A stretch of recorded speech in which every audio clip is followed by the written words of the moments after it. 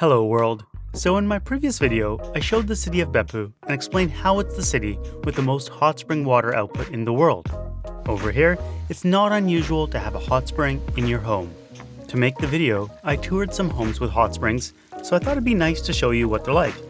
Also, I was able to experience a few of the touristy things, which I'd like to show you as well.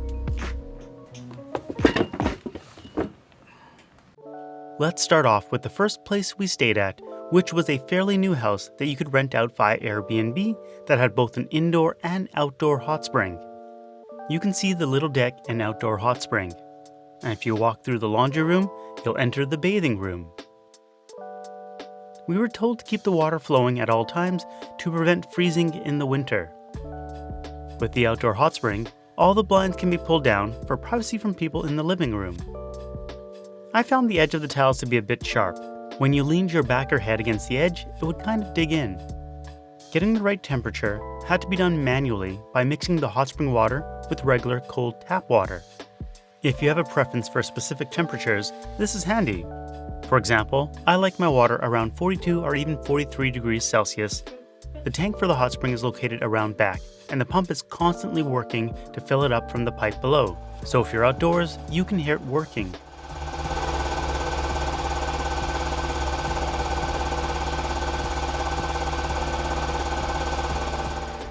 The water for the shower is regular hot water that's heated up using a gas-powered tankless water heater.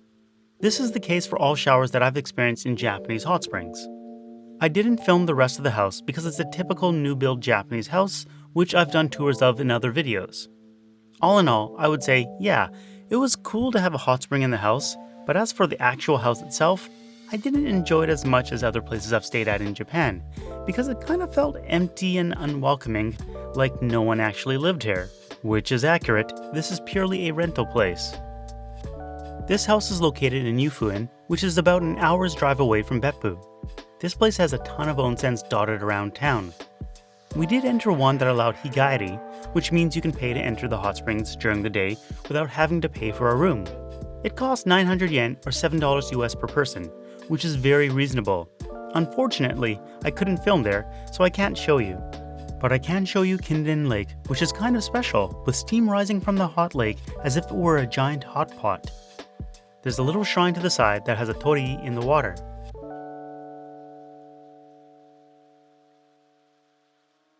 The koi were lovely to see and made it feel like a surreal place that only exists in anime. To the right of this little bridge is a community bath that you can pay 100 yen or $1 US to enter. Because of COVID, a lot of these baths were only open to locals, so I didn't have a chance to go in. Another place that was closed was the free leg steam bath found in Beppu's Kanawa district. Kanawa is what I believe most people associate with Beppu. It has steam billowing out from everywhere and makes for great shots. Of course, if you look at Beppu in its entirety, you'll realize that it's only a small portion that is actually very steamy. But yeah, walking around Kanawa is a must-do if you're in Beppu. Steam really does shoot out from everywhere in the area, including its sewers.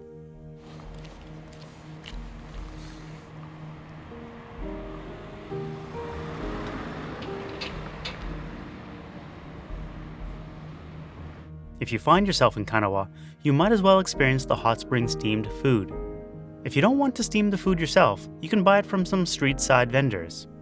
We wanted to film the steaming experience, which I'll show you in a second, but if all you're concerned about is the food, I think this food is faster, better, and cheaper. So this restaurant is Jikoku Mushi, our Hell Steam restaurant. You order up the food from the restaurant, rent a steam box, and away you go.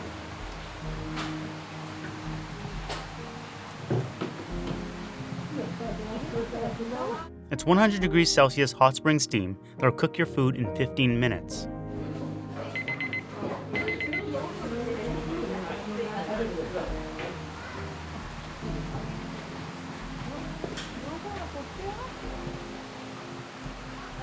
I enjoyed the fresh vegetables that we steamed, but was disappointed that some of the items were from frozen, as opposed to being made fresh on site.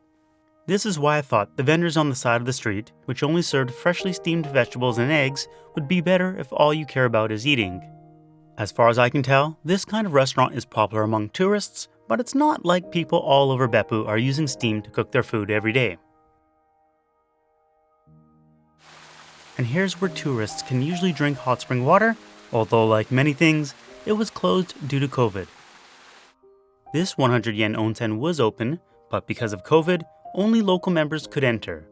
These are scattered throughout the city, and unlike steamed food, locals do use them all the time. The second place I'll show you today is something you'll probably never see or experience. 先ほどのビデオに下にお風呂があるんですけど、大浴場。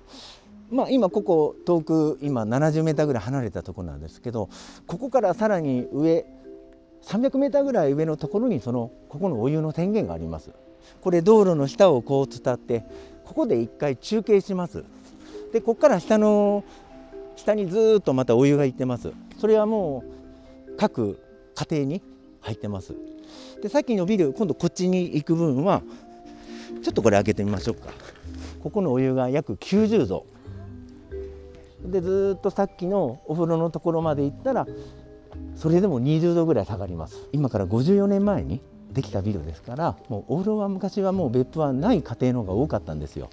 で銭湯っていう共同で入るお風呂が多かったもんですから、だからこのビルに関してはありません。ちょっとお風呂を見てみましょうか。はい、一回取ってください。ここは脱衣所になります。もうみんなシャンプーリンスもうみんなもう自分たちのもうそういうふうにこう置いてます。はい。で先ほど来てた温泉ですね、道路に伝ってここにタンクがあります。でここからずっとこう入ってきて、ほんで一旦ここで溜めます。こう蛇口がないもんですからここで溜まって、ここはちょっとねでこうやったらこうお風呂にでここに穴があります。この穴で少しずつ出して温度が切れないようにということでやってます。今のでだいたい44度から5度ぐらい。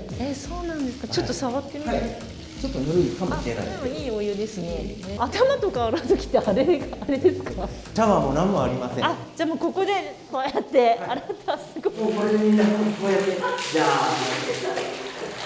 あもうただこれだけです。My sister-in-law's reaction, and mine as well, when first entering was that this place was a mess. Granted, it's not in the best shape, but I quickly realized that a lot of its look was due to mineral deposits. Along the pipes, you can see all the buildup, and at the pool, all the tiles are discolored, probably from the oxidized iron that turned red and calcium that is white. Because the water is constantly running, this undiluted hot spring water is probably of fairly decent quality despite its gritty surroundings.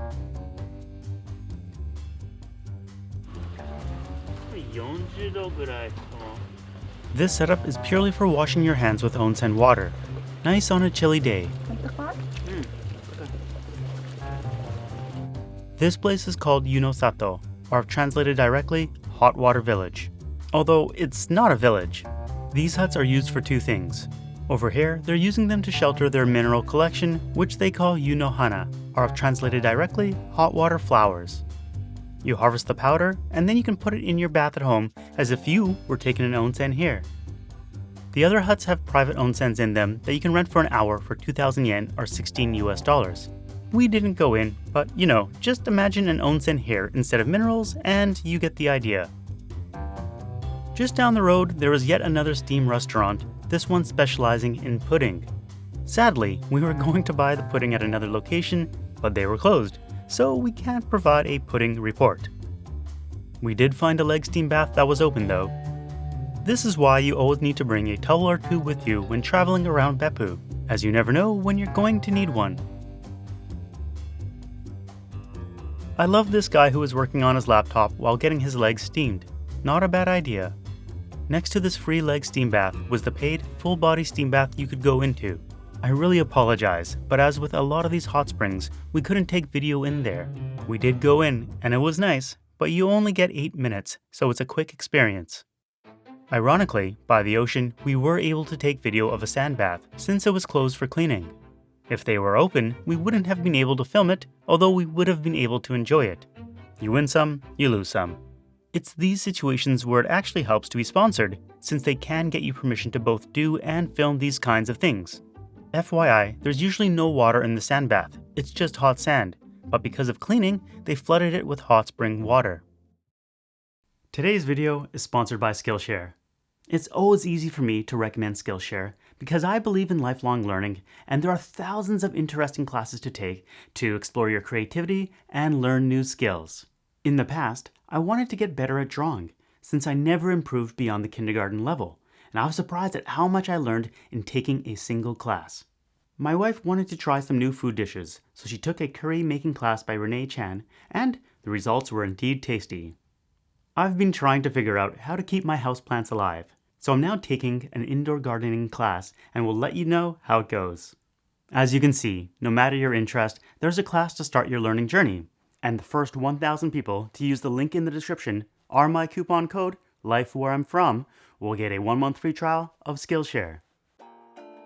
This is at a minpaku, a guest house we stayed at.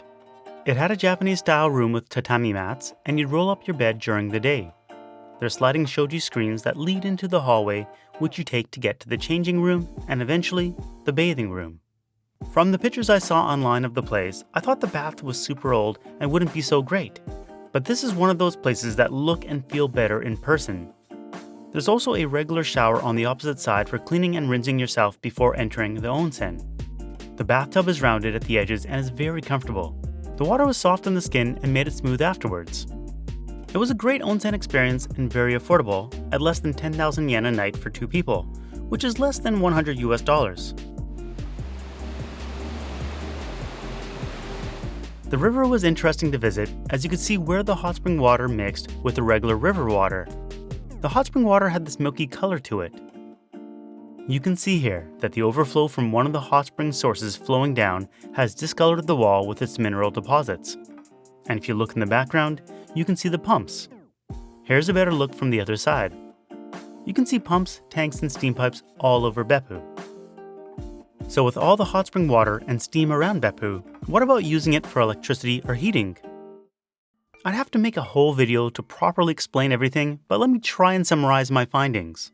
The Tsuginoy Hotel is located on the outskirts of the city and operates a geothermal plant built in 1981 that has a capacity of 1,900 kilowatts or 2 megawatts. In recent times, the local government has been approving very small-scale plants that take up an area as small as a semi-trailer. But basically, the city is very dense, and there's not any room available for any large-scale geothermal projects in the city. There's also the concern that these plants will negatively affect water supply and quality, and thus onsen and tourism. In terms of using the water to heat homes, it's not as easy as you might think. You don't just pipe the water through your home and be done with it. You would normally drill down, have pumps, and need a lot of space to do all the work. Nowadays, the tech has advanced to require less space and be cheaper, but the whole industry is simply not well established in Japan at the moment. So the city doesn't use the hot spring water for any significant heating or energy generation purposes. Currently, the hot spring output has been decreasing in some places, so there are restrictions for new drilling, and most water can only be used for bathing purposes.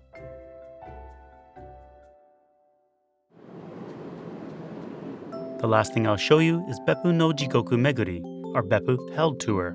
There are 7 different hells that you can visit, although we only saw 3. People say the prettiest is Umi Jikoku, or Sea Hell. The amount of steam pouring out, as well as the color of the water, is amazing. The second one we visited is Onishi Bozu Jigoku, or Onishi Bald Monk Hell. It's called that due to the mud looking like the bald heads of monks. It was mesmerizing to look at the bubbling mud.